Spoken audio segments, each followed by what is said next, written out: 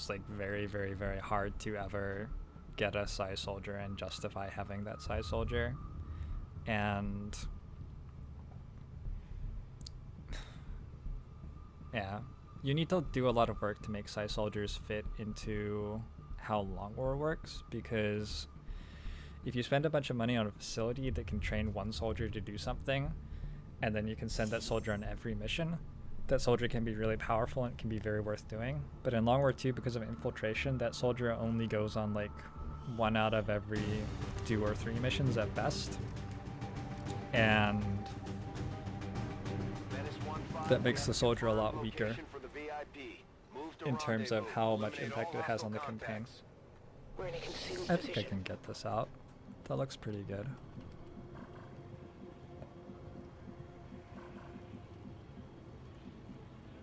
Heading to that location. Enemy sighted. They're on to me. Deployed the drones. On the move.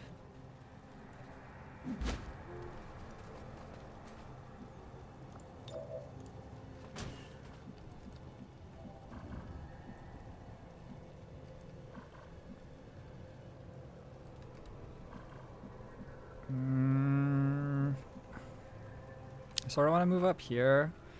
Also, sort of like to block the door. I guess I can't block the door. There's a pod right there. So let's go this way. Moving to designated position.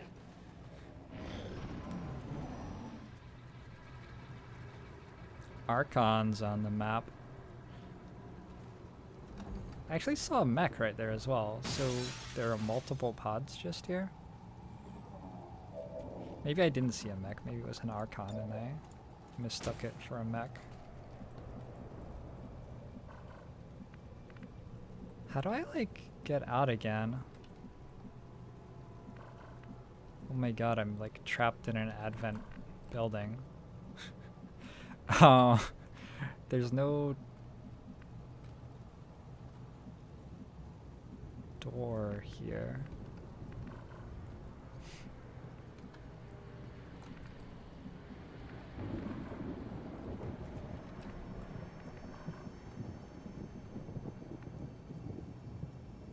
Closing on target I have an position now. idea.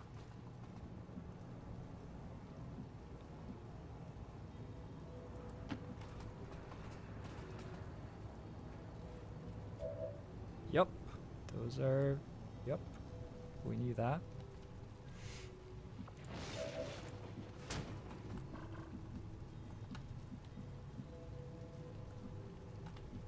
What? Oh, I already opened the door. Okay.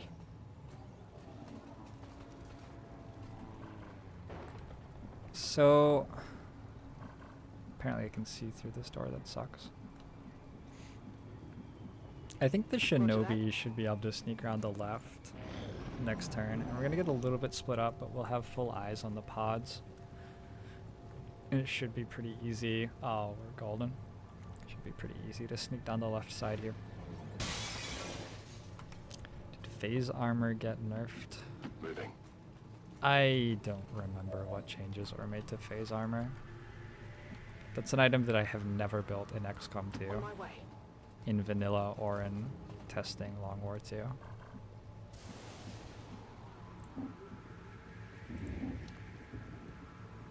Moving.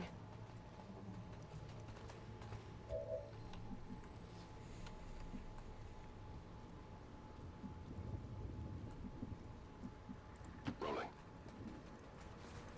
Hostiles making the rounds. Seems that everybody on the map deployed down the left side of it.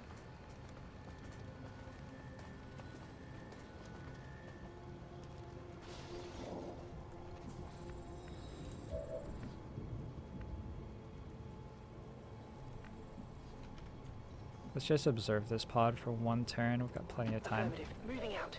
We do have an officer on the mission too. Affirmative. Moving out.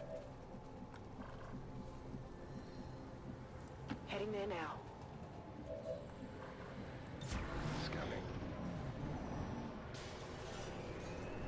Cool.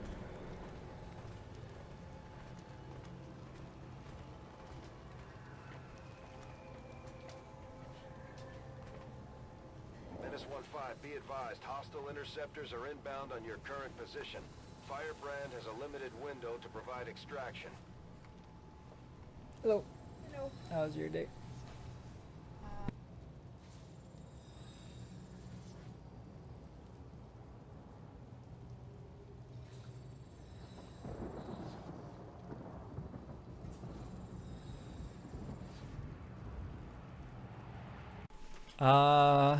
Oh, I haven't read followers for a while. Thank you, Clarence Nash, Cannon247, Lori CSU, Wimbach. Is that how we pronounce it? Badoo, badoo, badoo. Scottish Egg, Jumbo Shrimp 26, Devents, Roll to Not Die, Skew, Saigon Superstar, Splat 4D Limited. Thank you all for following. Welcome to the stream. Hope you're enjoying the show. Position confirmed. Today's been a great day of streaming. We broke 1,000 followers today. Closing on target position now. Roger that. It's a pretty full stream right now too.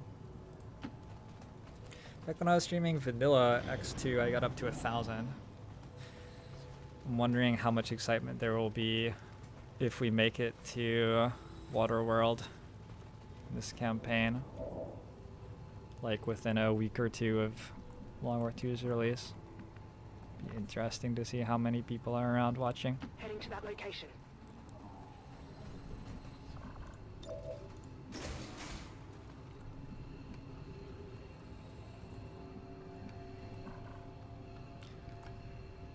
So we actually want to use command here, I think. It depends. Okay. There are a couple of things to consider. One is, right now is a really good time to hack, because we can get in safely, no trouble here. If I use command, I can close the door and hack this turn, put the scientist here, and then run out. But I'm not sure that the scientist can make it, because he's not as fast as my soldiers.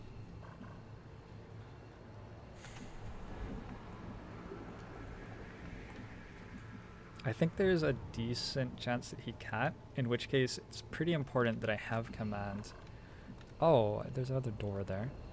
Okay, never mind. We just use command this turn then. So we go in, Confirmed. make sure there's nothing in here. We go Confirmed. here, commands. I'm on the wrong side of the door with the specialist, but I guess it doesn't matter. It doesn't matter. Close this door. With the door closed, I can still hack, huh? We can get really greedy here and go for this hack as well. I'm not gonna Bypassing security. mess with that right now.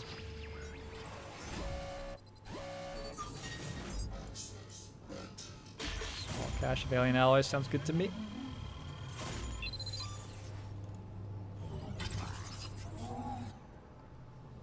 We've got our position. We've had some pretty solid door strats this campaign for sure. Confirmed, VIP is in tow. Proceed to the extraction point. If you guys are new to the stream and are enjoying the campaign, please check out my YouTube. I've been streaming 12 hours a day and I've been putting up highlights from each day's stream on there. They're like very loosely edited. They're really not edited, just because I don't have much time when I'm streaming 12 hours a day to do anything like that. But I try to put up one mission that I really enjoyed in full pretty much every day. Mission that I thought was really close or had some really interesting decisions in it. And then I'm also trying to put together like 1 or 2 minute segments of just really enjoyable parts. Today's highlights were a little different because there were so many good pitched battles yesterday that I just ended up putting up a bunch of chunks of shooting guns at each other, Moving to designated position. which is a good part of XCOM too.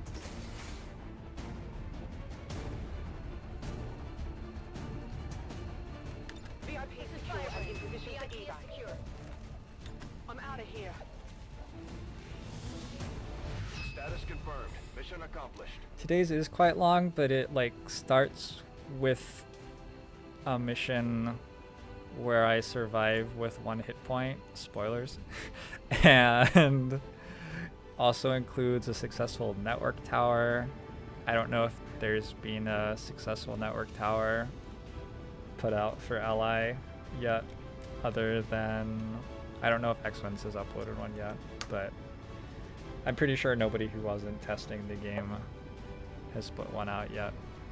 So people are probably interested in what that looks like on LI. And then today's one, well, the one I'll be uploading tomorrow morning will have the HQ and we'll see the boss pod and stuff like that. X-Wins has his network tower up, alright. X-Wins spends a lot more time editing than I do. Thank you, Cleo. After a mission like that, spirits are gonna be high around here. They might have to resupply the bar. Oof, oof, oof. This is actually a really interesting choice. Conceal seems pretty obvious for a stealth-oriented soldier, but you can go implaceable, and it is hilarious to implaceable off an enemy to the evac zone. If you just like think about what goes into that happening. We're probably too late in the game to really defend playing it that way. Probably have to go conceal. But yeah, that's some pretty funny stuff. With conceal though, we can do things like bring 2 shinobis and throw evac with this guy and then conceal him, and we'll have an evac timer counting down while everyone's concealed still. If we had more than 2 shinobis on our roster, that would be more appealing probably. Okay, so I have been streaming for 11 hours and 45 minutes. It's a little bit too late for me to start another mission, but if anybody has questions in chat about strategic layer or anything like that. Pronounced implacable.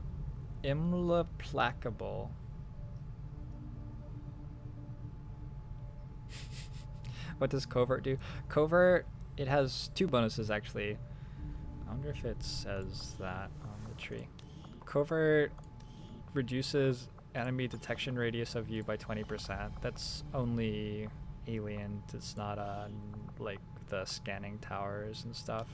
Enemies have 20% smaller detection range against you, as denoted by red tiles surrounding enemies who are not alerted to your presence.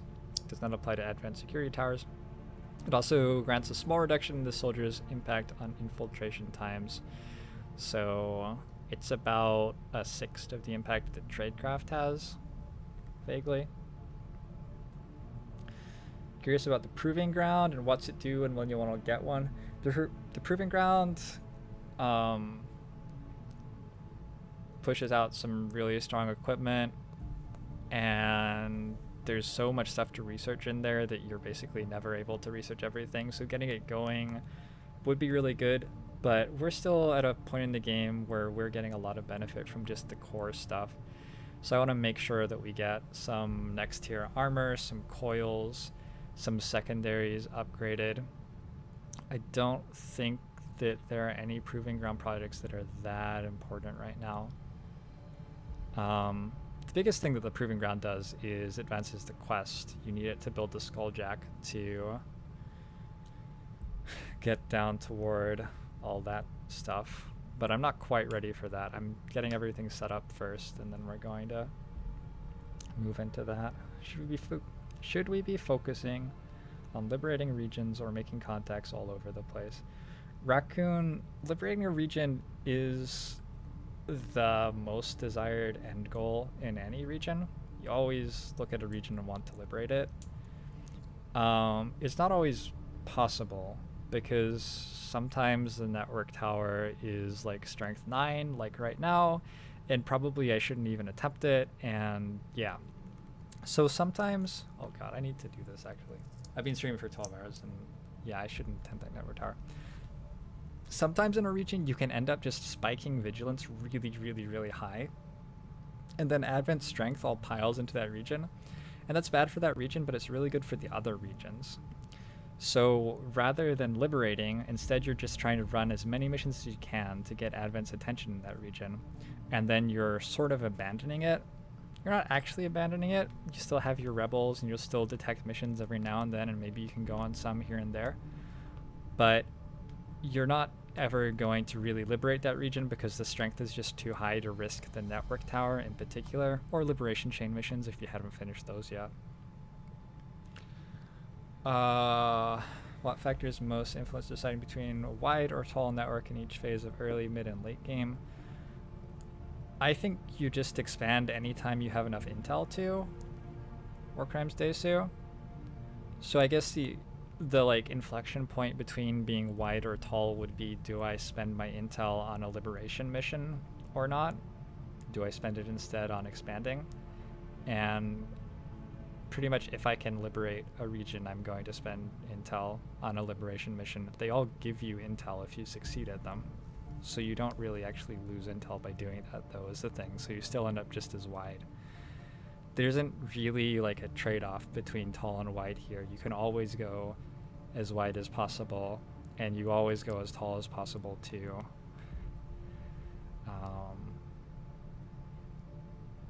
So yeah, it doesn't, there's no like, because in Civ, right, there's global unhappiness, so that hurts you for going wide. But here, the closest you can get is that you'll have lots of retaliations you have to go on, which sort of hurts you, but there's no like global unhappiness thing, which means that you suffer for having more havens. Is the late game campaign still challenging in the same way that the few first months are?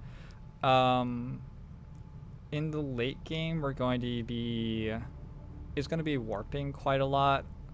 Enemies are going to start having abilities that are just absolutely terrifying, and we're going to do our best to not let them use them. That doesn't necessarily mean alpha striking, but flashbanging and suppressing as well. And our goals are different.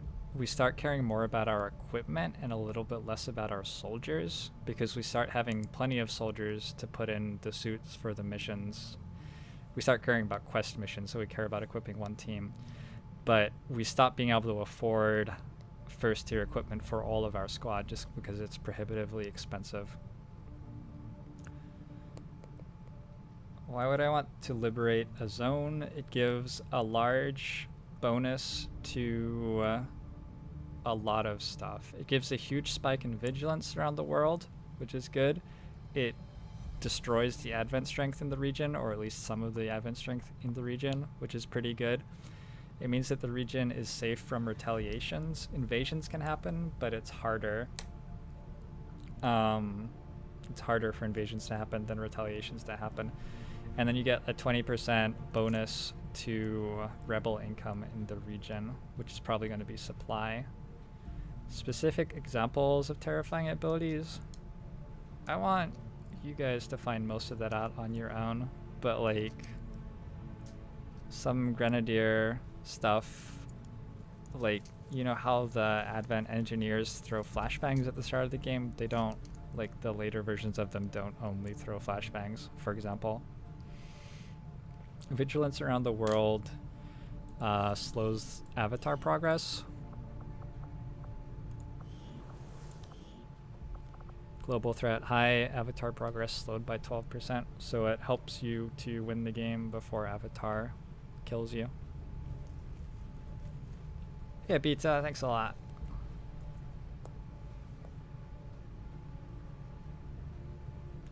Good outcome for a Haven defense. Depends. Depends. I'm pretty happy if I like save. I'm pretty happy if I only lose 4 or 5 rebels. They're pretty nasty generally.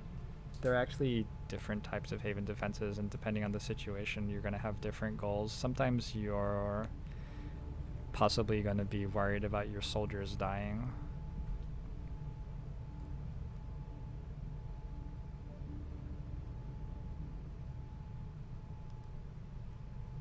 "61 legions." A legion is a point of advent strength in a region.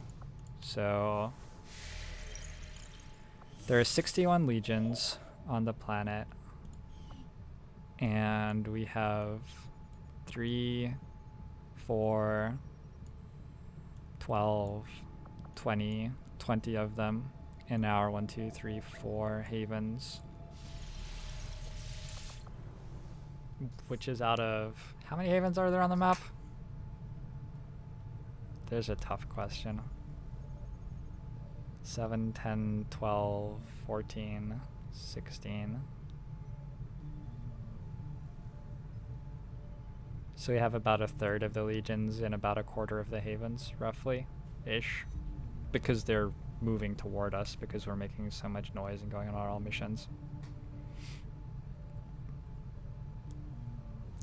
Haven defense, basically a 1/4 to 1/3 rebel tax mission.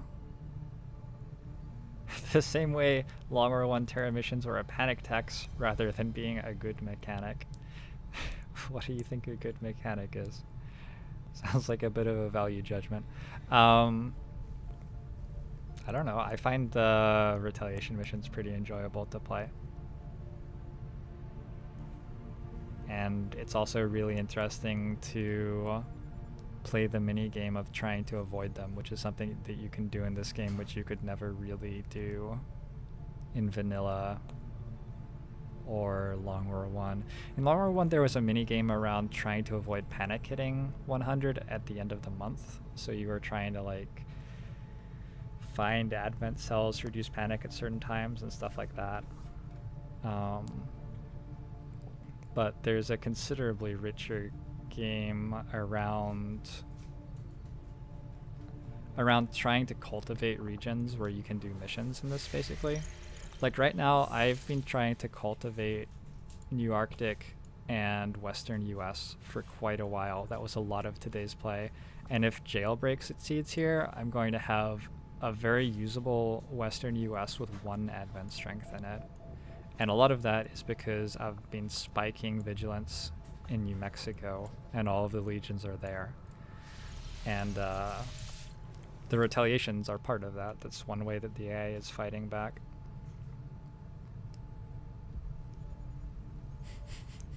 Hey Sekiro, welcome to the stream. I'll be back at 7 tomorrow, 12 hours from now, if you guys want to see more XCOM. Yes, and there will be highlights on YouTube, and I have tutorials on YouTube as well if you want to see just like brief 3-minute videos giving the absolute basics of the mechanics.